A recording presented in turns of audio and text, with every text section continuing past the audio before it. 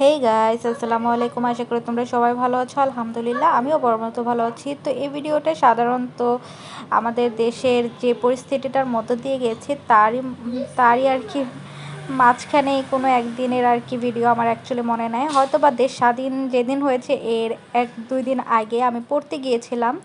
তো সেই সুবাদেই সকালবেলা তাদের দেখা হয়ে গিয়েছিল, মানে যেখানে যাইতাম মানে তাদের জায়গায় জায়গায় তো দখলে আছিলই।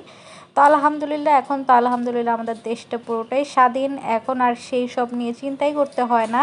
তো বাসায় এসে দেখি নুসাইব ঘুম থেকে উঠেছে আর বসে বসে বই পেয়ে পড়ালেখা শুরু করে দিয়েছে। তো দেন আমিও ওকে নিয়ে একটু ব্যস্ত হয়ে গেলাম। বলো বাবা, ওই যে এই 5টা ইয়ের নাম বলো তো বাবা, 5টা ফলের নাম বলো তো। প্রথমে কি? অ্যাপেল। পরেরটা কি? বানানা।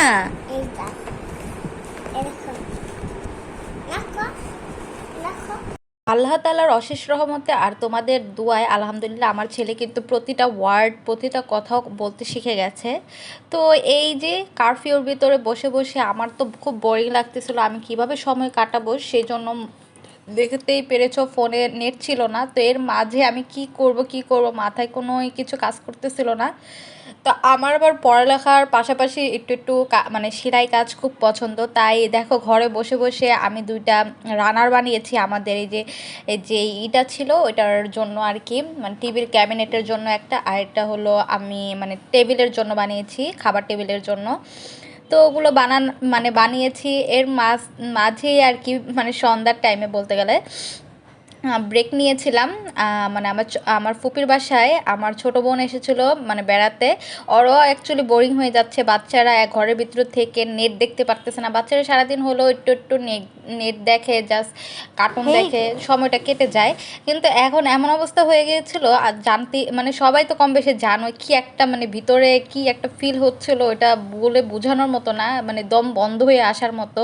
তো আলহামদুলিল্লাহ আমাদের দেশটা যে সফলভাবে স্বাধীন হয়েছে। আর স্বাধীন হলে কি হবে, এখন যেই মানে রাত্রের ঘুমও যেন এখন হারাম হয়ে গেছে। রাত্রে শুনতে পাই শুধু ডাকাত আসবে ডাকাত আসবে, কি অবস্থা দেশের, মানে কি একটা বিশৃঙ্খলা আবার শুরু হয়ে গেছে।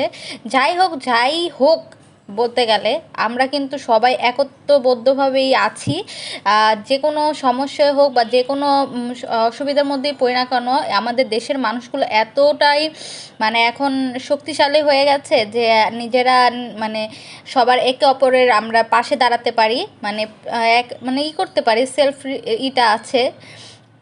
যাই হোক, এই যে বাচ্চাদের নিয়ে পার্কে এসেছিলাম যে একটু ঘুরিয়ে টুরিয়ে মানে করে যাই, বাচ্চারাও একটু খুশি হবে। হ্যাঁ, তো এদিকে দেখো বাচ্চারা কিন্তু আসলে সত্যি অনেক খুশি ছিল, বাচ্চারা তো যেতেই চাচ্ছিল না। আমি তো নুসাইফকে টেনে হেঁচড়ে বাসায় নিয়ে এসেছিলাম। তো ওগুলো তো ভিডিও করাই হয়নি, ওগুলো দেখলে তোমরা হয়তো বা হাসতে হাসতে পাগল হয়ে যেতে। আর আমাদের কুটুমনি আরও বেশি হয়ে গেছে এখন, চঞ্চল হয়ে গেছে। মানে আমেনার কথা বলছি, আমাদের ছোট বেবিটার কথা বলছি।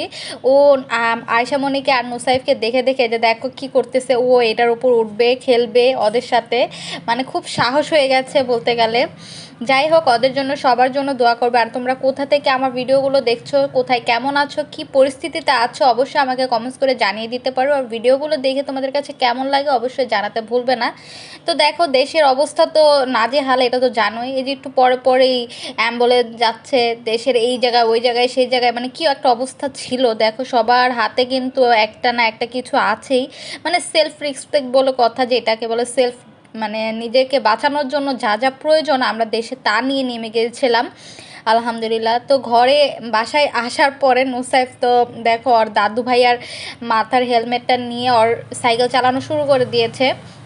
মানে ছেলেটা এখন এত খেলাধুলা নিয়ে ব্যস্ত থাকে, সত্যি কথা, মানে এখন আমাকে ওকে এতটা কেয়ার করতে হয় না, ও একা একাই অনেকটাই মানে কেয়ারফুল হয়ে গেছে। তো আমি মানে দেখা যায় কি বাহিরে ওপর সবসময় তো খাওয়া হয়, মানে গ্রিল বা আস্ত মুরগি আব্বু নিয়ে আসে, তো তখন দেখা যায় কি তারা কেটে টেটে দেয়। তো আমি চিন্তা করলাম আজকে আমি বাসায় সবার জন্য, কেননা আস্ত মুরগি তো মানে বানিয়ে ম্যারিনেট করে রেখেছিলাম সারাদিন, তো সেটা ভেজে ফেলতেছিলাম। আর সত্যি কথা বলতে এটা মার বেশি শখ ছিল, মানে আমার শাশুড়ির মার। তার খুব মানে সেই বলতেছিল অ্যাকচুয়ালি যে মুরগি ভাজা খাবে। তো মানে সব কিছু মাই করে দিয়েছে, আমি জাস্ট মাখিয়ে জাকিয়ে রেখে দিয়েছিলাম। মানে মুরগিটার সব কিছুর দায়িত্ব আমার মা, শাশুড়ি মা ছিল। তার মানে তার উদ্যোক্তার মাধ্যমে কিন্তু আমরা মানে সবসময় আর কি তার পাশেই থাকি সবসময়, যেটাকে বলে মা যদি সাহস না দেয় তাহলে আমরা কিন্তু এত বড় বড় কাজ করতে পারি না, যেটাকে বলে। তো যাই হোক, আস্ত মুরগিটা ভাজা হয়ে গেছে, আর এটাকে এখন ডেকোরেশন করার পালা। আর আমি এটা সুন্দর করে ডেকোরেশন করে নিচ্ছিলাম।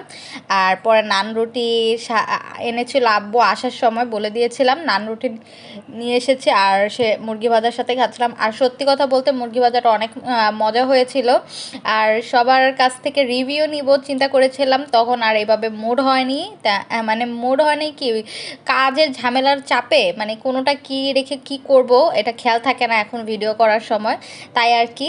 যাই হোক, ভিডিওটা ভালো লেগে থাকলে আমার চ্যানেলটা সাবস্ক্রাইব করে পাশে থাকবে, লাইক শেয়ার বেশি বেশি করে দিবে।